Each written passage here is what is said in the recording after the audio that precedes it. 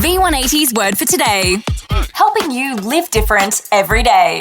The word for today comes from Romans 16, verse 2, where it says, "She has been helpful to many, and especially to me."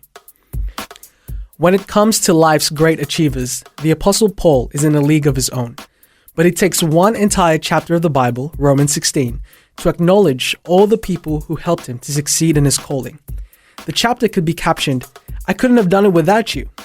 He starts by talking about Phoebe, who is worthy of honor, for she has been helpful to many, and especially to me.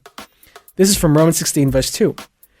President Lyndon Johnson said, "There are no problems we cannot solve together, and very few that we can solve by ourselves." When God created Adam, he said, "It is not good that man should be alone.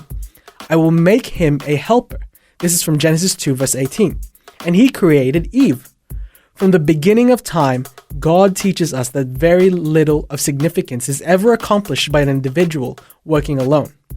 Look below the surface, and you will invariably find that all the single-handed feats are really team efforts.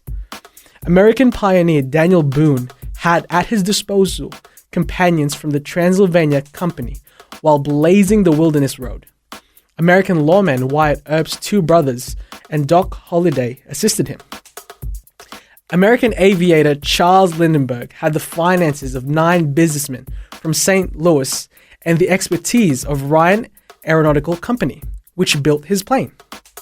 Even German-born physicist Albert Einstein acknowledged, "Many times a day, I realize how much my own outer and inner life is built upon the labors of my fellow men, both living and dead, and how earnestly I must exert myself in order to give in return as much as I have received."